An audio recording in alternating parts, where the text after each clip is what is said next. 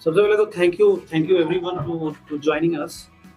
Brief ये है कि एक छोटी सी फिल्म बना रहे हैं हम लोग, और बहुत ही इंडिपेंडेंट एफर्ट से, पर्सनल एफर्ट से, उदय सर के आशीर्वाद से भी, कि एक ऐसी कहानी एडप्ट करने जा रहे थे हम लोग जो इनकी one of the best story ever written. तो इसका 2 पोस्टर हम लोग थोड़ा आप लोगों के सामने प्रेजेंट करेंगे। अलग अलग वर्जन है दोनों का। सो एक तरह से पोस्टर अनवीलिंग है ना, for the movie called Tirich, portrait of a dying man. This is the title. वो हम लोग प्रेजेंट करेंगे। पहले पोस्टर प्रेजेंट कर लें, हाँ फिर बात करेंगे। उसके बाद देन विल टॉक। या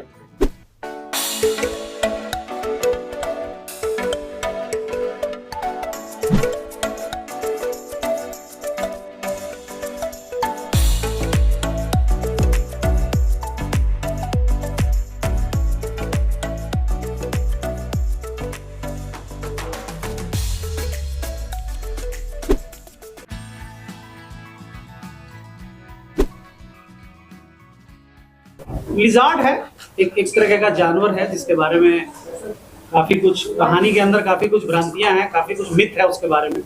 एक बड़ा मिथिकल क्रीचर कह सकते हैं इसको। और हाँ, उसको उसके कई नाम हैं। बिस्खापड़ भी बोलते हैं, कुछ स्टेट्स में गो बोला जाता है, आई थिंक गोए या गो बोला जाता है।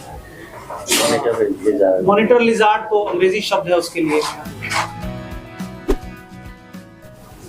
फादर सन स्टोरी है, एक पिता और पुत्र की कहानी है।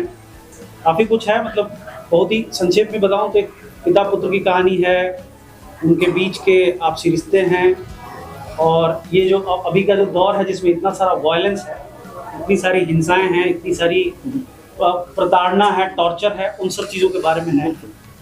थीमेटिकली और भी बहुत सारा कुछ है। अगर देखें तो एनिमल अटैक भी है। एक एनिमल है, वो किसी एक व्यक्ति को उसने काट लिया है, और उसके बाद से क्या कुछ होता है उसके साथ।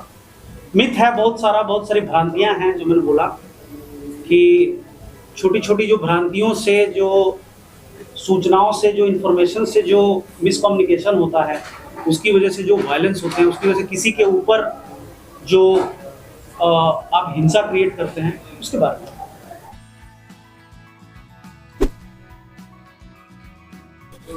नहीं, मेरे ख्याल से बहुत अलग है ये।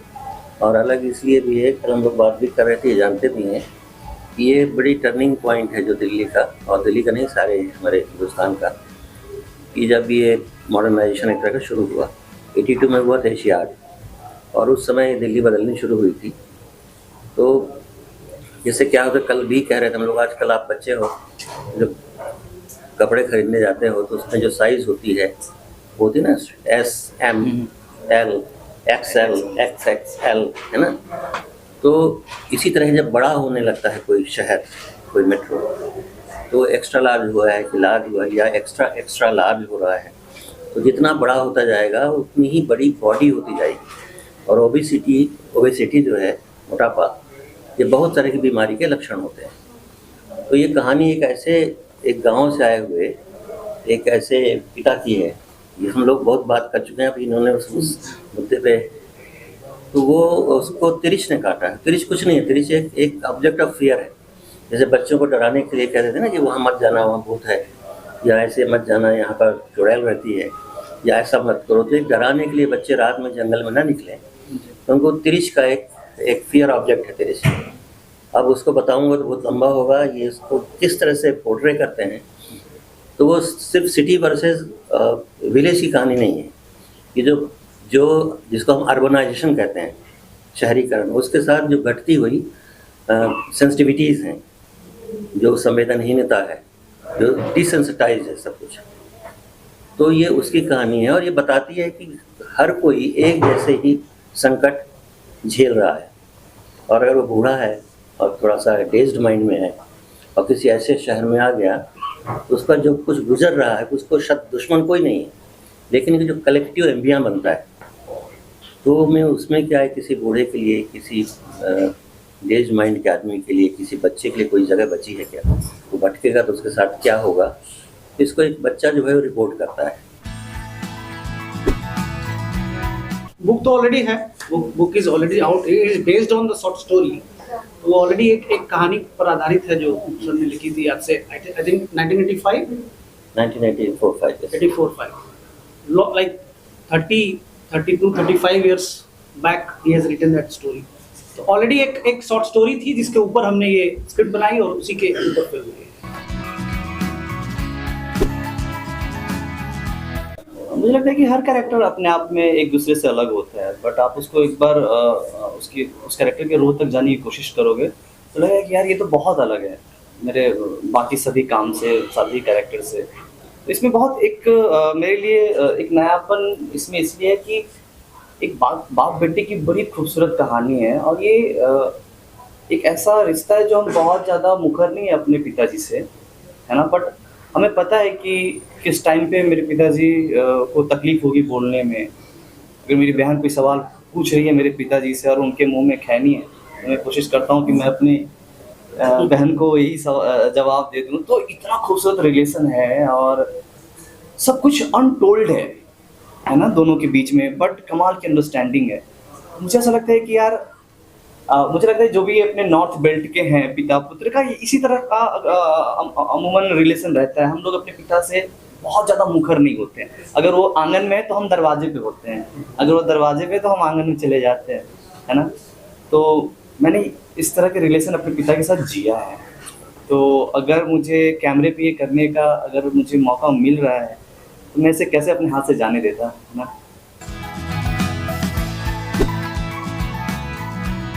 अभी तो पहले एक बार बना लें, लेकिन definitely we are targeting the theatre release, but before anything we will go to the festivals, because मुझे एक चीज़ और समझ में आई, डे बाय डे जिस तरह से हम लोग बहुत ही we are becoming regional into cinema, है ना। वो अब ये जो इंटरनेट का जो नया दौर है, इसमें मुझे लगता है कि मानचित्र पे वो जो एक रेखाएं थी ना, ये इटली है, ये फ्रांस है, ये जर्मनी है, ये ब्रिटेन है, ये सब कुछ मिट रहा है। आप नॉर्थ कोरिया की चीज़ें यहाँ कंज्यूम कर रहे हैं, यहाँ की कहानियाँ देख रहे हैं, आप स्पेनिश देख रहे हैं, आप इटालियन देख रहे हैं, और बहुत ही इजीली देख रहे हैं। तो अब इस वक्त ये बताना कि ये बिहार की कहानी है, हालांकि मैंने कर रखी है बिहार की कहानियाँ, तो इसमें ये एक बात थी जो बहुत ही सार्वभौमिक थी, है ना। इसमें लगा कि ये this story can be told in Japan also. No, I think we will go with the subtitle, that original language जब उसकी फोनेटिक्स कानों में आएगी, इट इज ऑलवेज ग्रेट। हम लोगों ने जितनी फिल्में डबिंग्स की देखी, we never liked it actually. It kills your like the essence, the sound, that is very important. So we'll go with the subtitle.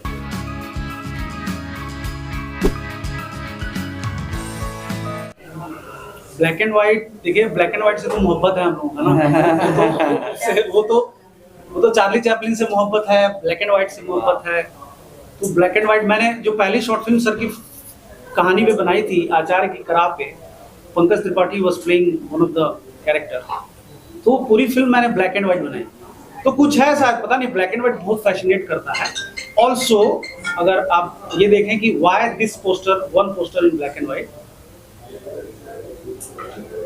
एक जो कहानी के अंदर की जो एक हार्शनेस है, उसके अंदर का जो मिथ है, उसके अंदर का जो मिस्टिसिज्म है, आई थिंक कलर हो सकता है उसको उतने पावरफुली प्रेजेंट न कर पाए, स्पेशली द ड्रीम्स, है ना, द नाइटमेयर्स। तो थोड़ा मुझे लगा कि अगर ब्लैक एंड व्हाइट की तरफ जाएंगे तो even everyone will get the feel, the tone of the film. अगर आप एडेप्टेशन में जाते हैं तो the first duty of any maker is to keep the soul intact. उसकी आत्मा, जो आरोप भी लगते हैं ना, एडेप्टेशन में बहुत आरोप लगता है ना, आत्मा खराब की, लोगों ने की भी है। हमारा चैलेंज था कि चूंकि बहुत पहले लिखी गई थी, स्टिल रेलेवेंट है, बट बहुत सारी चीज़ें ऐसी थी जिसको बदलाव की जरूरत थी, जो लगा कि जो मुनासिब है, जो लगा कि ये ज़रूरी है कि कहानी को आज के समय में रिलेटेबल बनाना, आज के समय में believable banana. It's very tough. मतलब इतने सारे सीसीटीवी कैमराज हैं आज के डेट में, एक व्यक्ति के ऊपर इतना सारा, अगर मान लीजिए मॉब लिंचिंग हो रहा है, देयर आर चांसेस कि वहाँ पुलिस आ जाए, लोग आ जाए, इंटरफेरेंस हो जाए, but at the same time आप देख रहे हैं ना, मॉब लिंचिंग तो हो ही रहा है, जहाँ जहाँ भी कहीं हुआ है, 2-4 घटनाएं हुई हैं। तो मेरे ख्याल से एडेप्टेशन में जब आप आते हैं और एक टाइम चेंज करते हैं, अपने समय को देखे हुए समय को आप जब प्रेजेंट करते हैं, तो चेंज के थ्रू आपको गुजरना ही पड़ता है। तो there are some changes, definitely there are some changes, but we try to keep the soul intact. That was our challenge also, and that was our duty also as a maker, as an actor. So now let's see. यार मुझे तो हर तरह के character पसंद है, कोई भी दे दो चलेगा, मतलब उसमें आप वजह ढूंढ लेते हो, है ना? वजह ढूंढते हो तभी आप, जब सुबह कॉल टाइम आता है, अच्छा इतने 6 बजे का कॉल टाइम है, वो एक्साइटमेंट आपको उठाता है, मजे में जाते हो सेट पे, तो वजह एज एन एक्टर आपको ढूंढना पड़ता है। बिल्कुल भी नहीं, जब आप कर रहे होते हो तो समझ में आता है कौन सा चीज वायरल हो जाएगा, कौन पब्लिक इसे पसंद करेगी, बस आप शिद्दत से और ईमानदारी से जो स्क्रिप्ट में है वो आप कर देते हो, है ना? फिर वो आपके हवाले है, क्या आपको पसंद आए, क्या आपको पसंद ना आए, बट हम लोग बहुत ईमानदारी से अपना काम कर देते हैं। जी नहीं, अभी तो मैंने स्क्रिप्ट पढ़ी है ना, बट तिरिच मैं अपने स्कूल टाइम में ही पढ़ लिया था, है ना? तो पहले मेरे पास कहानी आई थी, स्क्रिप्ट अभी आई है, तो फिल्म से ज़्यादा कहीं मैं कनेक्टेड हूँ कहानी से। और मैं थोड़ा सा पीछे जाऊँ तो जब मैं स्कूल डेज में इसको पढ़ा था, तो मैं मतलब एक पैराग्राफ पढ़ता था और रोता था। प्लीज़ अगर जिसमें आप लोगों में से कोई नहीं पढ़ा ना, तो प्लीज़ पढ़ना तिरिच यार। मुझे ऐसा लगता है कि अगर तिरिच नहीं पढ़ा तो जीवन में एक खूबसूरत कहानी को आपने मिस कर दिया, है ना? प्लीज़ सब लोग पढ़े तिरिच, अगर जो लोग पढ़े हैं अच्छी बात है, नहीं पढ़े पढ़े। फिर आपको लगा कि तिरिच क्यों इतना लेट से बन रहा है ना?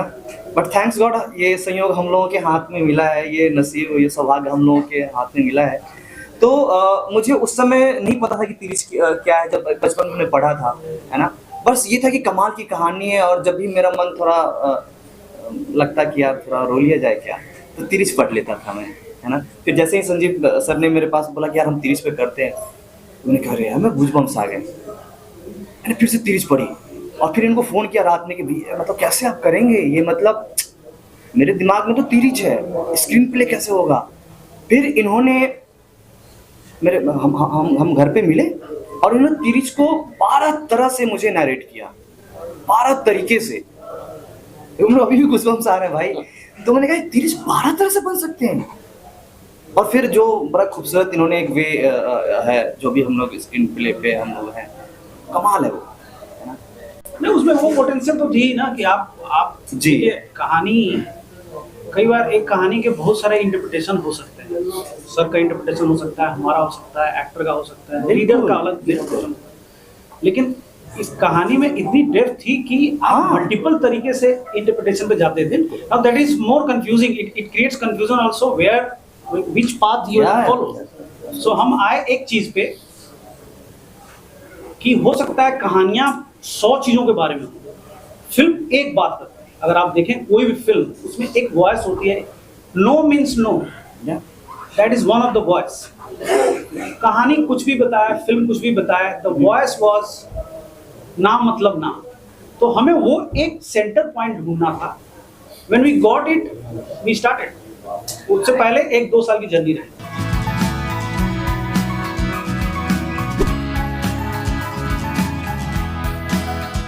So ये हमने बाजी क्रिएट किया है। You all are here. Yeah. There is you don't see any producer here. Or we are just 3. There is no one but you guys are here. This is how we will going to create the buzz.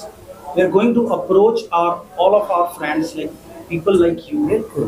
The author has with us, like what else you need here? To make a good film, you need a great writer. Buzz create करने की जहाँ तक बात है, हर film की अपनी strategy होती है। We'll come with our strategy. Fandry ने बस क्रिएट किया था, सैराट ने बस क्रिएट किया था, I think Tumbbad has created the bird, और अभी तो कोलैबोरेशन बहुत सारे बाकी हैं हमारे ना, तो we will go with like collaborating with the industry giant mostly this year. या ये तो जब मैंने केन लोच की फिल्म देखी आई डेनियल वीक, तो मुझे लगा कि, और जैसे रॉबर्ट ब्रेसन हम लोगों के काफ़ी फेवरेट मेकर रहे, सर के फेवरेट रहे, तो जिस तरह से ऑब्जर्वेशनल सिनेमा वो बनाते रहे हैं अपने थ्रू आउट हिज करियर, तो मुझे लगा ये, चूंकि इसमें पिता के साथ जो कुछ हो रहा है वो काफ़ी हद तक एक पोर्ट्रेयल है, एक मर रहे व्यक्ति का, एक खत्म हो रहे व्यक्ति का, वायलेंस झेल रहे एक पिता का।